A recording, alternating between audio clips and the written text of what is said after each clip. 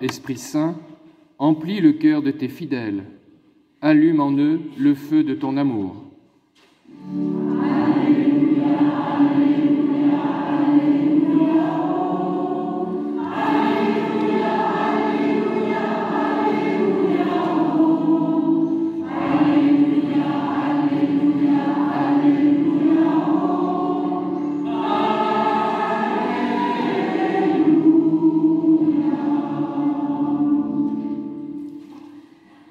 Le Seigneur soit avec vous.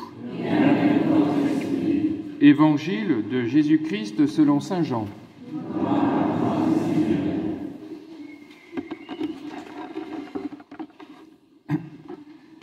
C'était après la mort de Jésus. Le soir venu, en ce premier jour de la semaine, alors que les portes du lieu où se trouvaient les disciples étaient verrouillées par crainte des Juifs, Jésus vint, et il était là, au milieu d'eux. Il leur dit : « La paix soit avec vous. » Après cette parole, il leur montra ses mains et son côté. Les disciples furent remplis de joie en voyant le Seigneur. Jésus leur dit de nouveau : « La paix soit avec vous. De même que le Père m'a envoyé, moi aussi je vous envoie. » Ayant ainsi parlé, il souffla sur eux et il leur dit : « Recevez l'Esprit Saint. À qui vous remettrez ses péchés, ils seront remis. À qui vous maintiendrez ses péchés, ils seront maintenus. » Acclamons la parole de Dieu. Gloire à toi, Seigneur Jésus.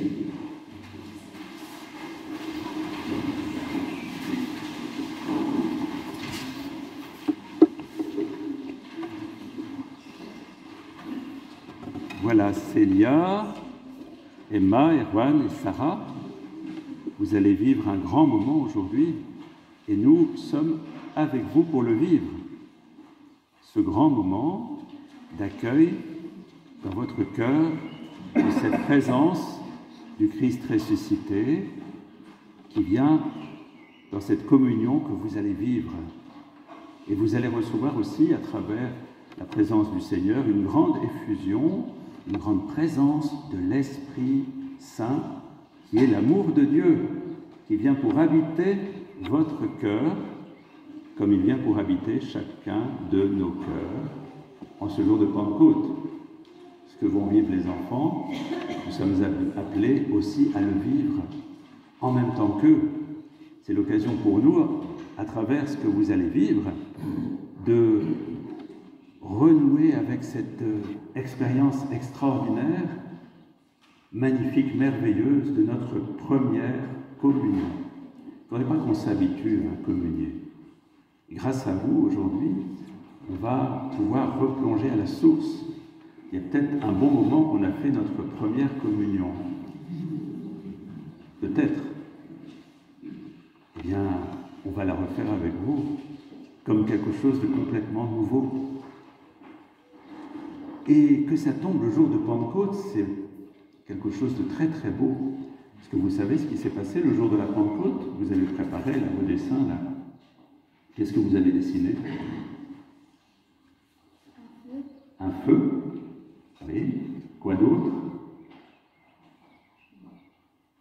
Qu'est-ce qu'il y a d'autre sur le dessin? Il y a une colombe qui représente l'Esprit Saint. Oui. Tu voulais dire quelque chose? Non?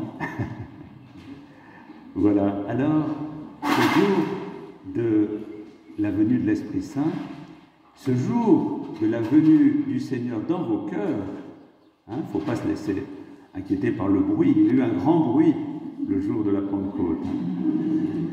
Eh bien, ce jour de la venue de l'Esprit Saint, on va voir comment le Seigneur vient. Hier, on a partagé un évangile, hier matin, vous vous souvenez? C'était quel évangile? Il y avait l'histoire d'un fils et de son père, fils qui était parti au loin, et quand le père l'a vu arriver de loin, est-ce qu'il l'a attrapé? Non, qu'est-ce qu'il a fait? il l'a embrassé, il l'a pris dans ses bras. Eh bien, quand le Seigneur vient, c'est bien ça, il ne vient pas de manière comme en force, il vient avec beaucoup de douceur. Et quand le Seigneur vient dans nos cœurs, c'est toujours avec beaucoup de douceur. Quand l'Esprit Saint vient, même s'il y a comme un grand vent, eh bien, c'est en même temps la douceur de Dieu. Dieu, sans cesse, frappe à la porte de notre cœur. Et vous allez ouvrir votre cœur ce matin, comme nous. Et vous savez, quand Dieu vient, eh bien, il le fait avec beaucoup de respect. Il ne force rien. Dieu est une infinie tendresse, délicatesse, et il ne désire qu'une chose, nous dire son amour. Alors, ce que je vous propose, c'est, vous les enfants, et vous tous et toutes, bien de nous ouvrir le cœur, les mains, pour accueillir celui qui vient avec tellement de douceur et d'humilité, pour changer notre vie. Alors, quand le Seigneur vient, il n'a pas non plus envie d'avoir devant lui un troupeau. Il a envie d'avoir des personnes, et chacune d'entre vous, eh bien vous avez une personnalité. Et Dieu veut que nous restions vraiment nous-mêmes. Il ne veut pas qu'on soit, vous savez, tous pareils. D'ailleurs, c'est bien. Fernand a une belle veste, comment on dit, un chemisier bleu. À côté, il y a du mauve, il y a du vert, il y a du rouge. Vous voyez, le Seigneur demande que nous soyons nous-mêmes. Et l'unité que va faire le Seigneur, c'est une unité où chacun et chacune d'entre vous, vous êtes unique, vous êtes particulier.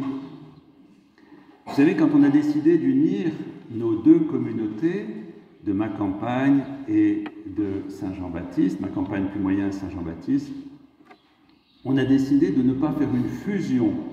Parce que la fusion, ce n'est pas de Dieu. Dieu veut que nous soyons une communion.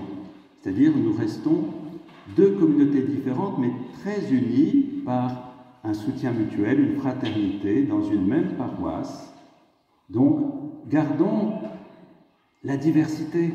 Il n'y a rien de pire que de vouloir être tous pareils. Ce n'est pas ce que le Seigneur veut.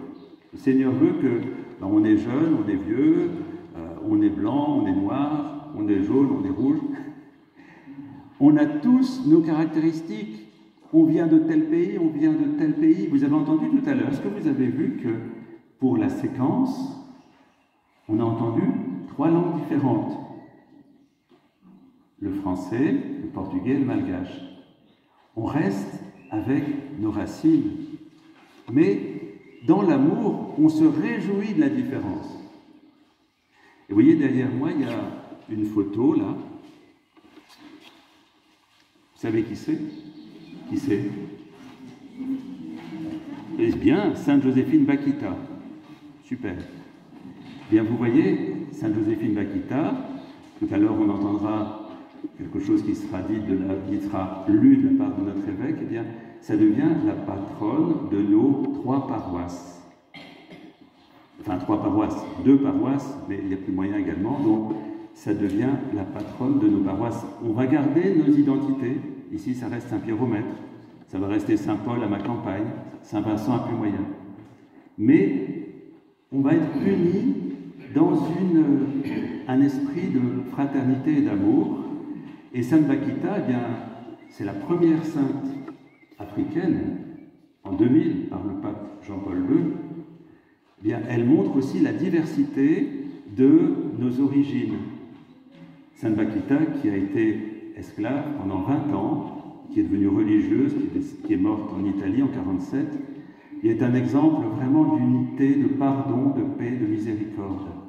Et elle va nous indiquer un chemin vraiment de fraternité avec tous et chacun dans nos quartiers, dans nos immeubles, dans nos familles, pour accueillir la diversité comme un don de Dieu.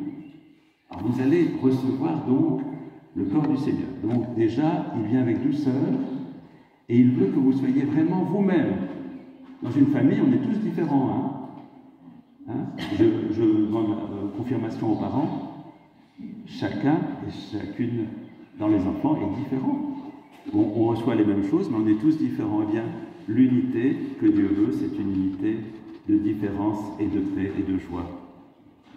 Alors ensuite, la présence du Seigneur dans vos cœurs, elle va vous donner de l'audace.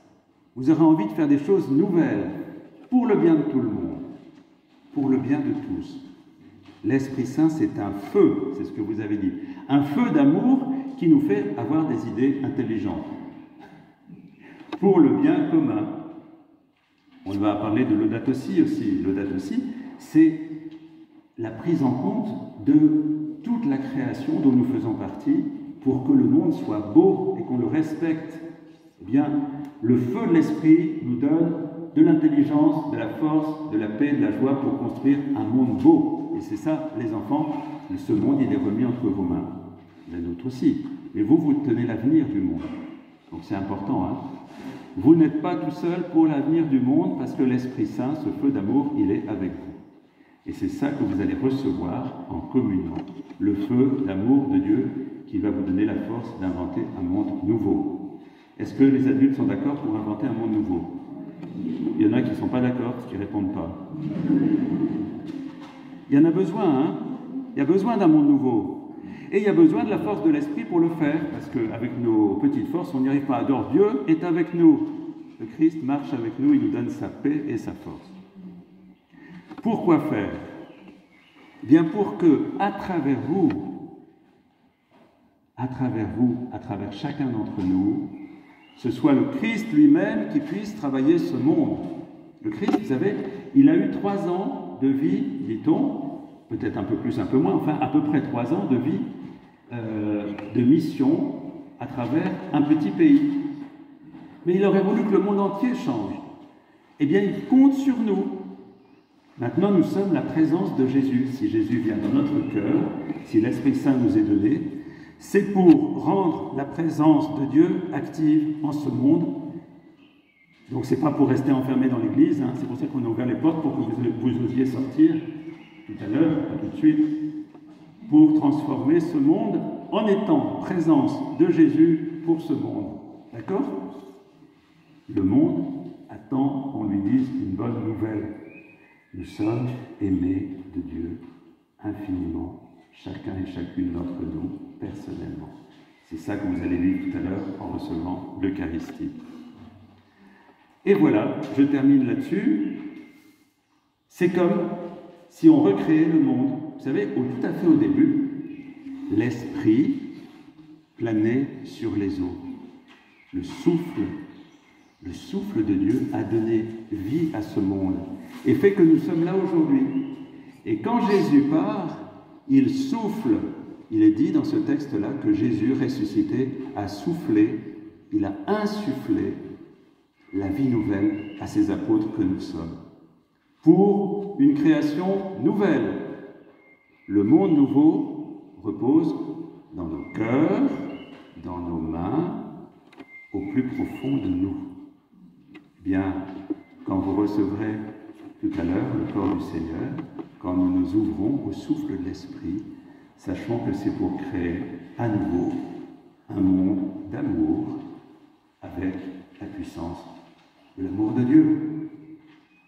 Vous le désirez? Vous désirez recevoir l'amour de Dieu? Il n'y en a qu'une seule sur les 4. Toi aussi? Toi aussi? Bon, alors c'est bon.